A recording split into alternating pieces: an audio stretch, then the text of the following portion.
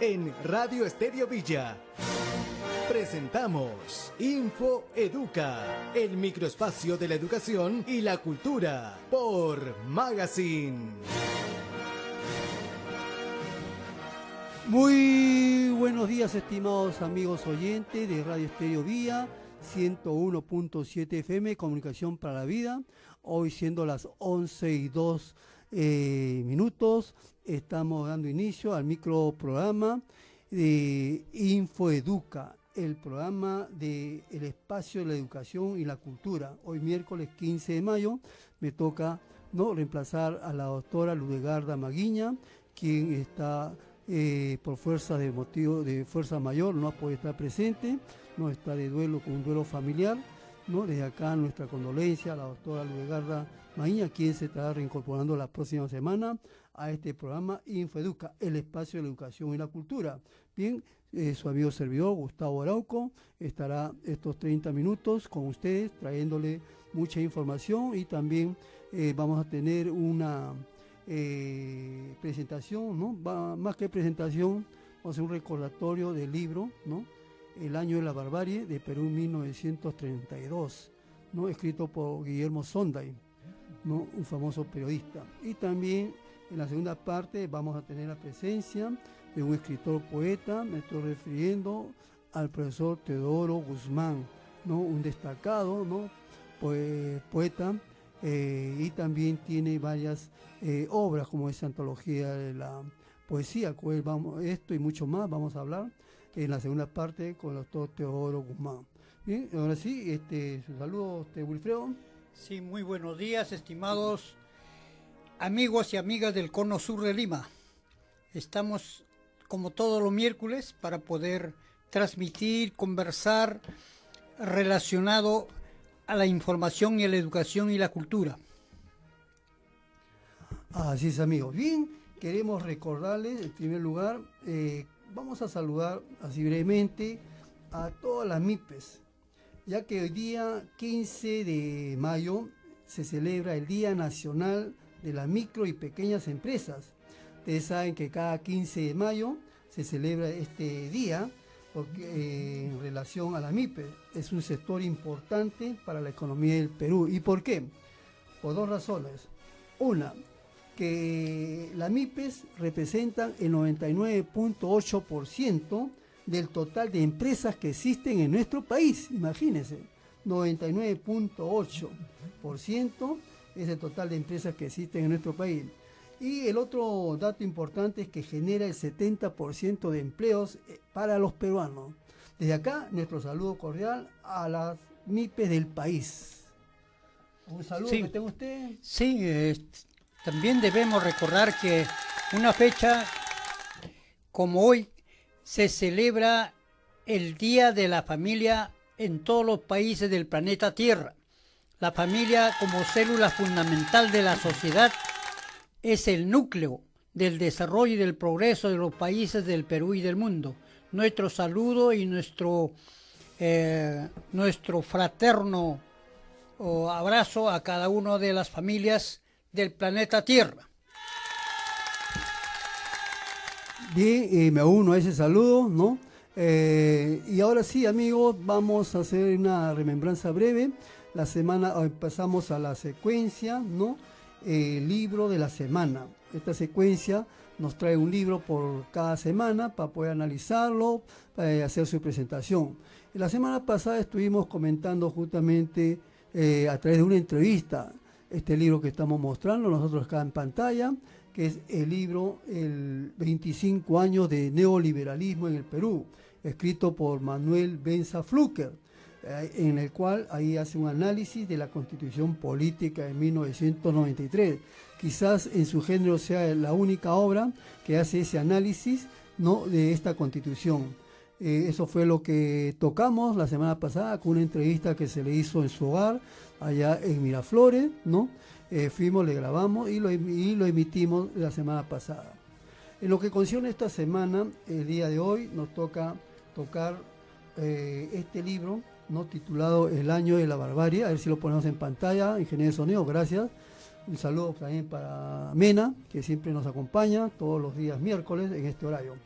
El año de la barbarie, Perú 1932, de Guillermo Sonday, ¿no? Este libro, amigos, escrito por un periodista como es Guillermo Sonday, el gordo Sonday, el gringo Sonday, como se le decía, fundador de muchos diarios acá en el Perú, sobre todo, quien, como no recordar, fue el fundador del primer director del diario La República, el que lanzó, ¿no? Por primera vez un diario que hasta la fecha perdura, ¿no? Con muy buena emisión, ¿no? En todo el país. Él es el fundador y también creador de este libro, ¿no? El año de la barbarie, Perú 1932. Básicamente este libro, siempre todo libro tiene una narrativa central, ¿no? Tiene una parte central, es el núcleo de toda la narrativa de un libro, ¿no? En este caso, de lo que se trata es acerca de la insurrección aprista en 1932, ¿no? Ocurrió en Trujillo, el 7 de julio de 1932, en la cual se narra, ¿no? Todo el proceso del inicio hasta su finalización. Ustedes saben que esto fue no impulsado por el partido aprista de esa época. Estamos hablando de la época de los años 30, cuando el partido aprista se consideraba un partido antiimperialista, un partido de izquierda. Ahora ya no lo es más. Ahora se ha convertido en un partido de la derecha, ¿no? Un partido conservador. Lo que vamos a rescatar es justamente, ¿no? Lo que los mártires de ese tiempo, ¿no? De esa época, que ya casi la gran mayoría han fallecido, ¿no? Hicieron esta gesta, ¿no? Contra el gobierno, ¿no? En ese entonces de Sánchez Cerro, ¿de acuerdo? Pero hay que recordar un poco la parte en la que nace este libro, ¿no? La historia. No nos olvidemos que la Alianza Popular Revolucionaria Americana, cuyas siglas son el APRA, nace en México el 7 de mayo, ¿no? De 1924. Y qué coincidencia, ¿no? Un 7 de julio se realiza la revolución en Trujillo. El 7 de mayo nace el APRA a nivel continental con la entrega de la bandera indoamericana. ¿Por qué indoamericana? Porque está resaltada en todos los colores de las banderas de América Latina. Por parte de Víctor Raúl Ayala Torre, le entrega al presidente de la Federación de Estudiantes de México. Ahí es la fecha inicial que narran los apristas, en la cual dicen que el APRA nació el 7 de mayo. Por eso no nos llamó la atención que creo que el 5 de mayo celebraron 100 años, ¿no? de historia de este partido, ¿no? Que ya es centenario, ¿no? Y el Partido Aprista Peruano, como en el Perú, se funda el 30 de septiembre, ¿no? El 30 de septiembre se funda este partido de 1928. Nace como partido de izquierda, con una inspiración marxista, pero actualmente, repetimos, está situado políticamente en el campo de la derecha. Bien, ahora vamos a precisar un poco acerca de esta obra, amigos, ¿no? Para luego pasar a la entrevista esperada por ustedes con Teodoro, ¿no? El profesor, escritor, poeta, Teodoro Guzmán. El libro tiene muchos capítulos, es un género periodístico novela, en la cual narra, volvemos a repetir, la revolución de Trujillo, ¿no? Que se realiza a través de la toma del cuartel Donovan, allá en Trujillo, ¿no? Tiene más de 12, 13 capítulos, en la cual ustedes están interesados, pueden adquirirlo, ¿no? Y pueden ver ahí la historia, ¿no? La historia de cómo se inició esta gesta, ¿no? En Trujillo. Luego habla acerca de Sánchez Cerro, porque era el presidente que en ese tiempo estaba en el poder, ¿no? Luego, después de realizado la toma de manera victoriosa, llegaron a tomar, ¿no?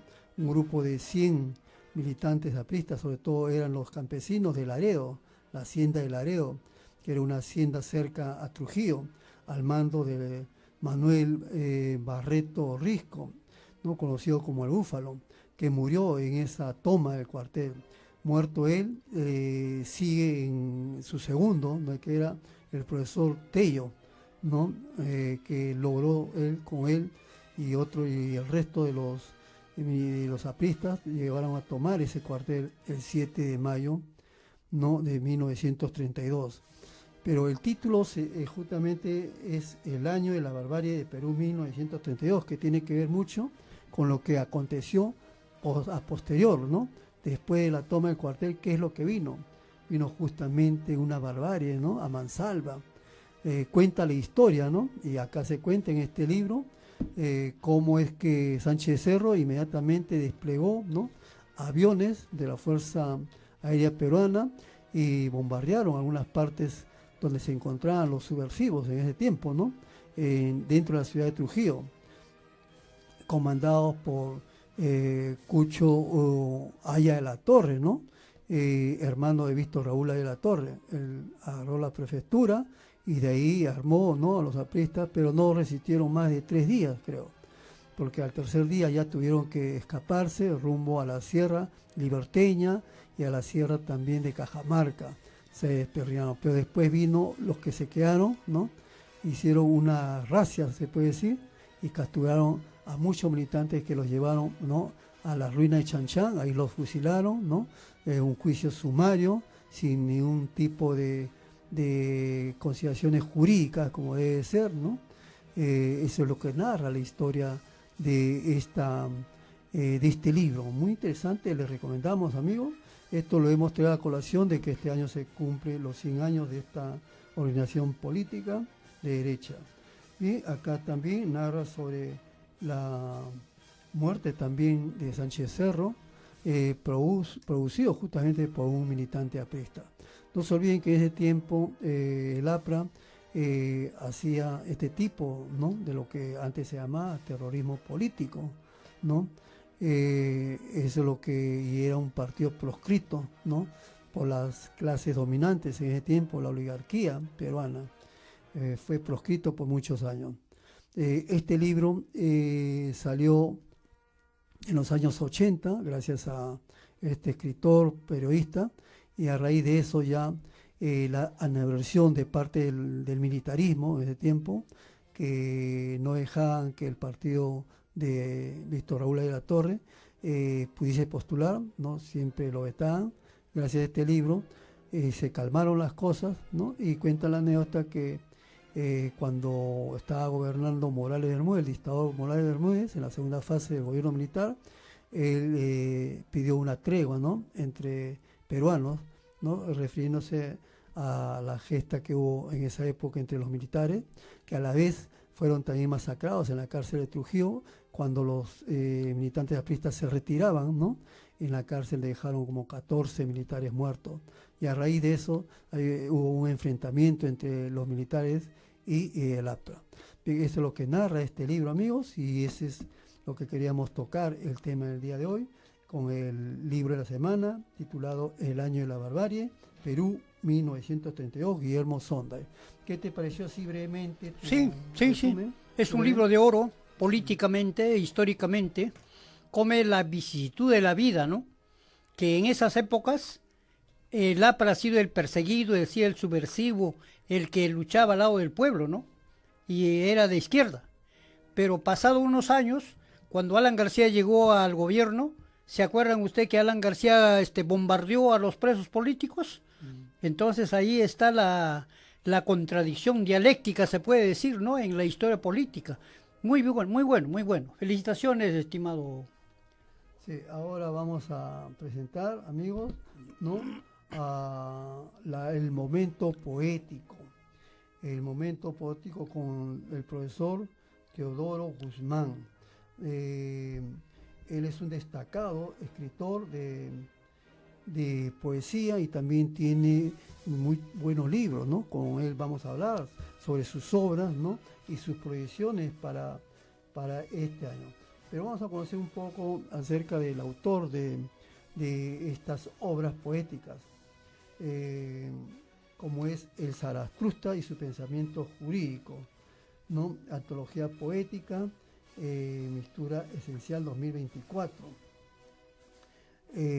Teodoro Guzmán es escritor y docente, nacido en Lima, realizó sus estudios superiores en la Universidad Inca Garcilaso de la Vega, así como es egresado en estudios de maestría y doctorado en la Universidad Nacional Federico Villarreal.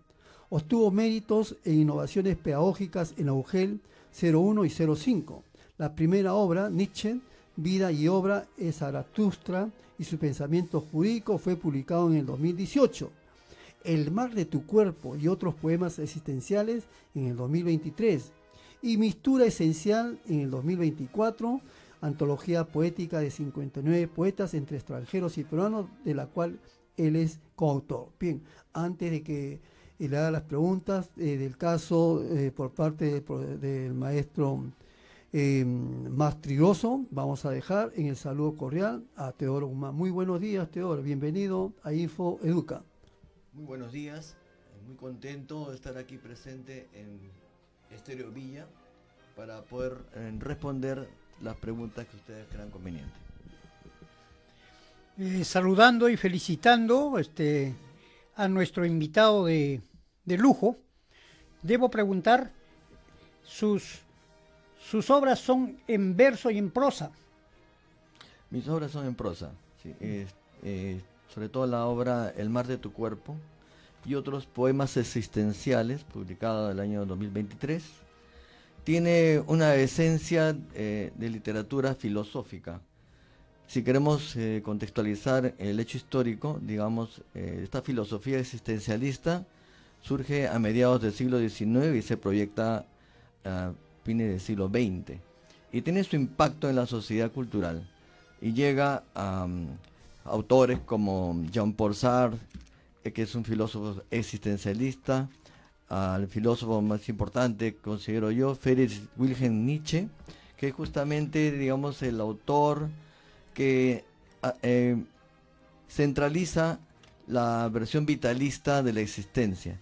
Por eso es que el título de la obra tiene esa connotación, debido a que lo más importante, según esta filosofía, es la vida, ¿no? La esencia, la lucha por la existencia y sobre todo por el predominio del existir.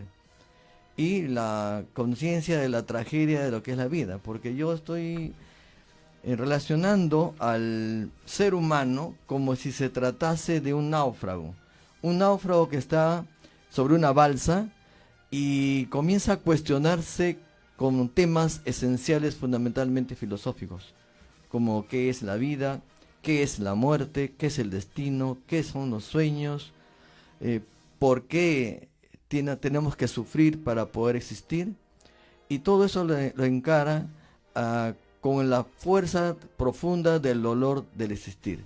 Claro, en base a la influencia también de varios filósofos como son Schopenhauer, Jean-Paul Sartre y otros filósofos existencialistas. Interesante, felicitaciones. Para usted, ¿qué es la vida? ¿Cómo se articula su secuencia lógica existencialista con la muerte y con los que postulan más allá de la muerte? Muy bien, muy buena pregunta. Justamente este libro tiene una influencia en Nietzsche, ¿no? Nietzsche es un filósofo vitalista y él tiene un pensamiento profundo, ¿no? Compara la vida y la muerte como si se tratara de un mismo tema, ya que para poder existir tenemos que vivir. Y esa necesidad de salir adelante y progresar y luchar por esa existencia en una voluntad de vivir nos lleva a tener conciencia que todos estamos destinados a morir, como dice Martin Heidegger. La muerte es algo que nos está acechando, está detrás de nosotros constante y permanentemente, y tenemos que ser conscientes que ese es nuestro destino final. Y justamente porque ese es nuestro destino final, es que tenemos que buscar, y ahí está el pensamiento existencialista, una noción que le dé carácter, que le dé sentido a la vida. Cada uno le puede dar distinto sentido. Por ejemplo, yo lo estoy enfocando a nivel de la poesía, a nivel de la filosofía, otra persona lo puede ubicar a nivel de la danza, del baile, del deporte. Es decir, buscar el sentido de nuestro existir. Si encontramos un sentido a nuestro existir, entonces tenemos un porqué y un cómo luchar para prevalecer en estas dificultades y vicisitudes que son el existir. Y en cuanto a si nuestra vida terrenal y hay una vida futura en un extremo, digamos, extramundano, bueno, eso corresponde también a una visión existencial, ¿no? Yo considero personalmente que la vida terrenal es la vida efectiva, la vida concreta, y este es el mundo que tenemos que enfrentar.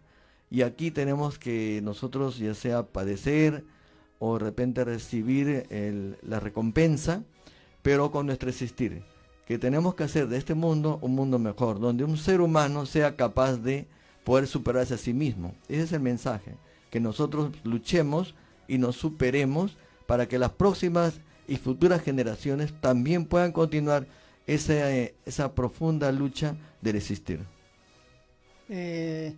Nuestro agradecimiento y saludo. ¿Cuál sería su mensaje a las futuras generaciones en cuanto a la filosofía, a la religión, a la paz, al amor universal? Bueno, la filosofía es el camino del razonamiento. Necesitamos un mundo más espiritual, más humano, para poder enfrentar el tema de la vida. En cuanto a la religión, bueno, respeto a todas las religiones del planeta. También es el lado espiritual, eso es lo que nos convierte en humanos. Es una sociedad que requiere del lado espiritual. Es muy importante, creo yo, el desarrollo espiritual en la religión tiene su sitial en nuestro mundo. Y la filosofía es el conductor, ¿no? Es como el gran conductor, el director artístico de esta música que es el existir, que nos orienta hacia dónde debemos seguir.